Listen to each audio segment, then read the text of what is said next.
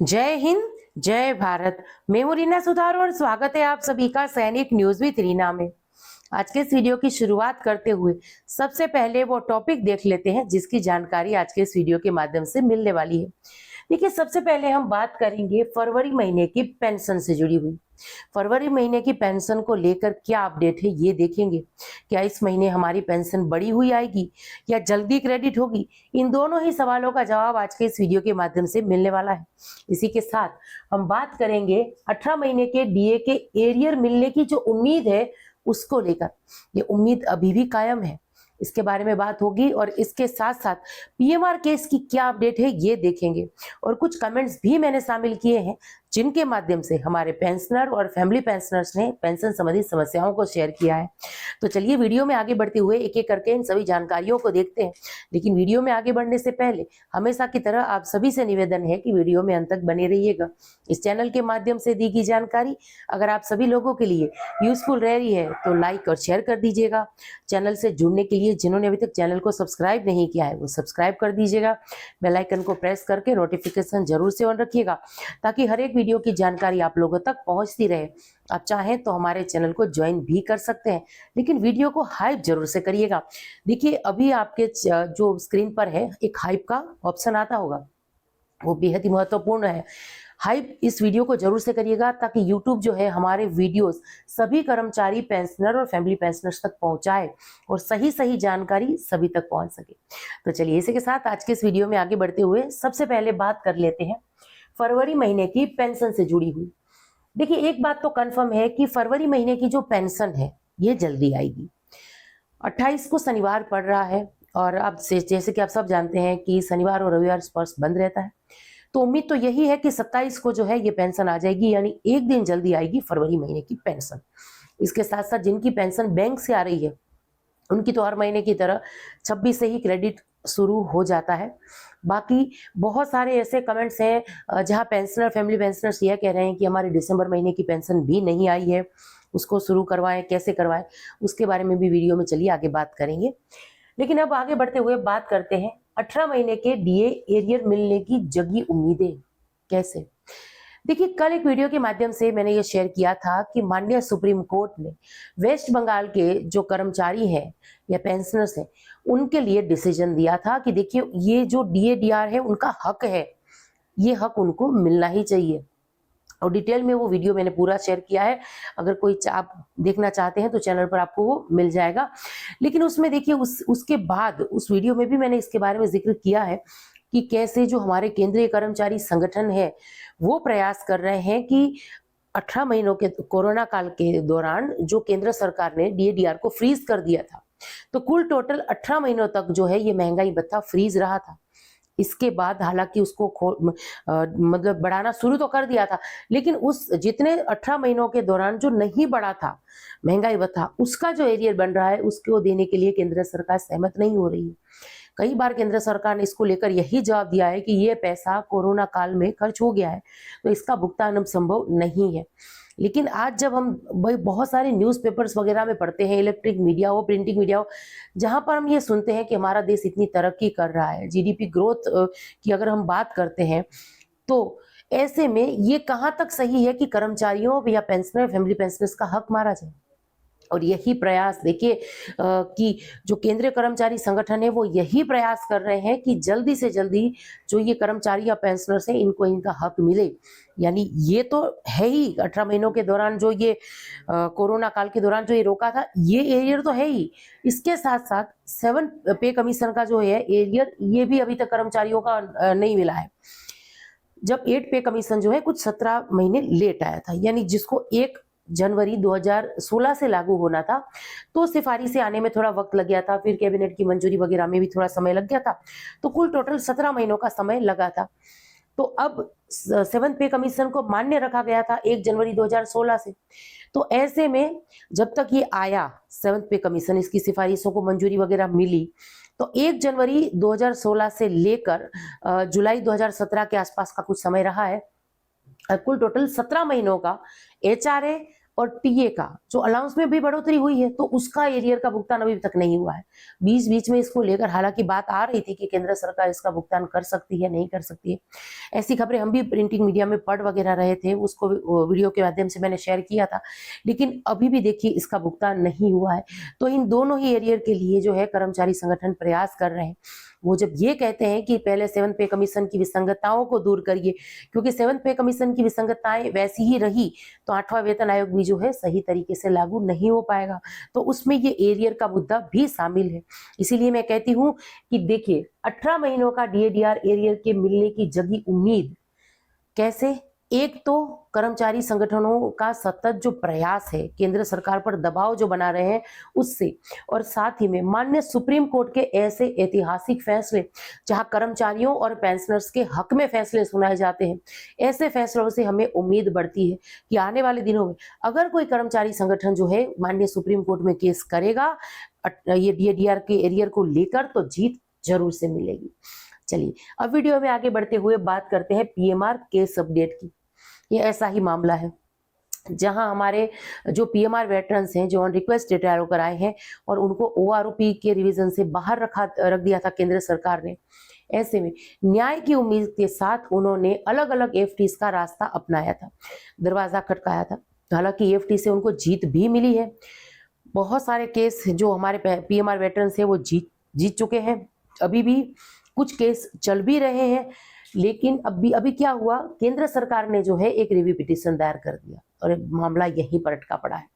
अब ऐसे में समय समय पर मैं इस केस की अपडेट जो भी आती है वो शेयर करती रहती हूँ।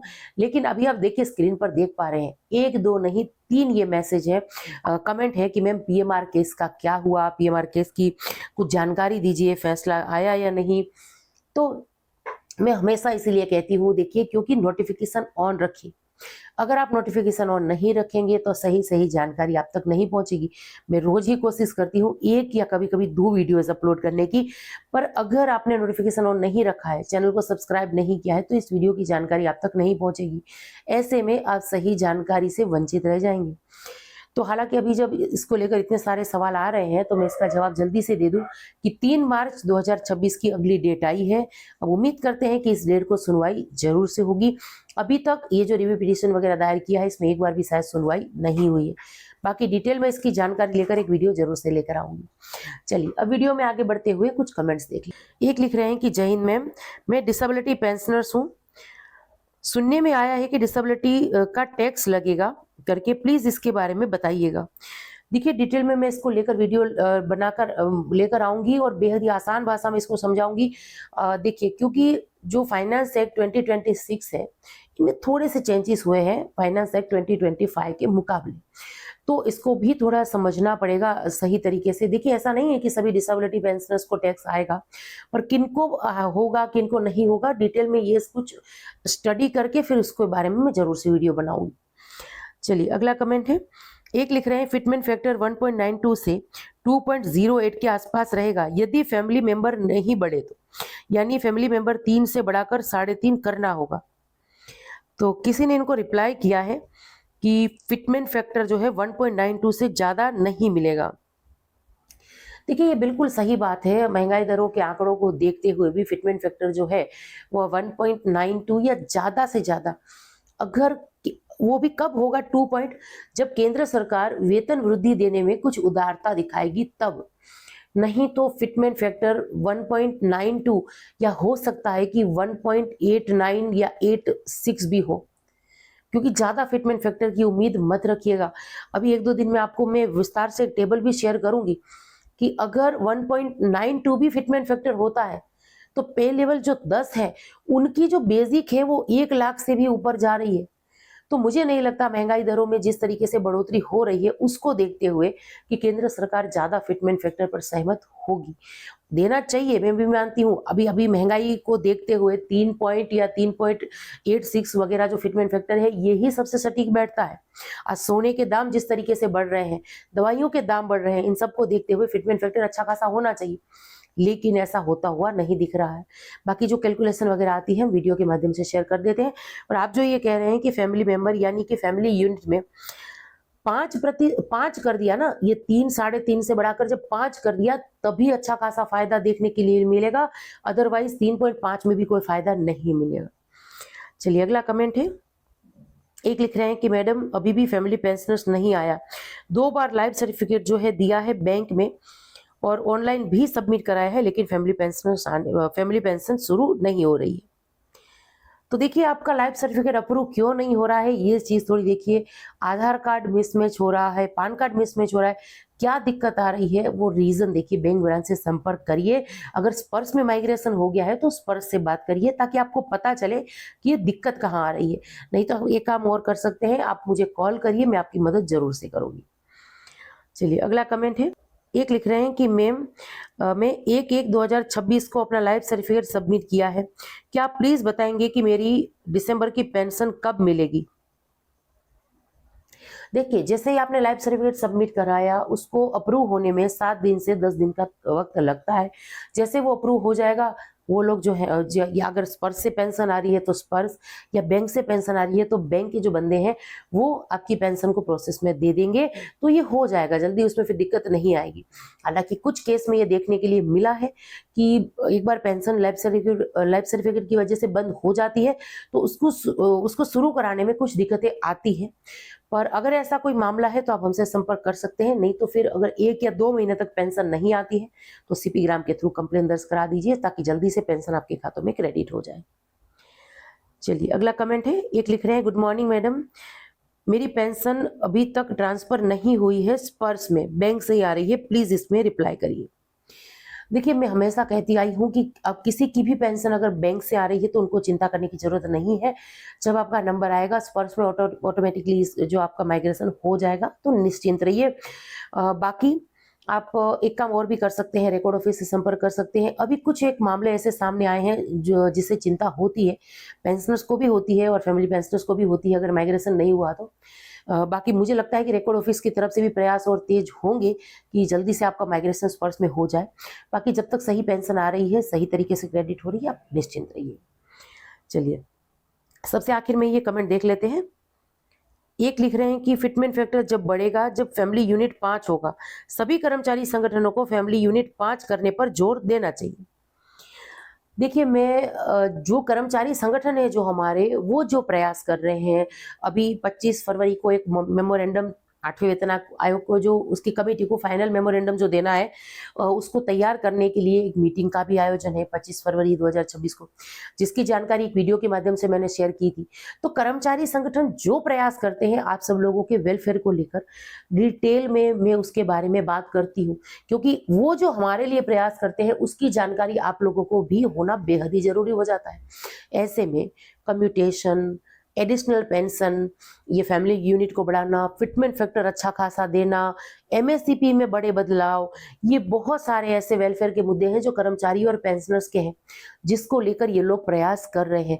अभी इंतजार करिए 25 तारीख का, उसके बाद अगर ये मेमोरेंडम सबके साथ सार्वजनिक होगा, साझा होगा, तो उसको मैं डिटेल में वीडियो जरूर से बनाऊंगी और आपको उसकी जानकारी जरूर से मिल जाएगी।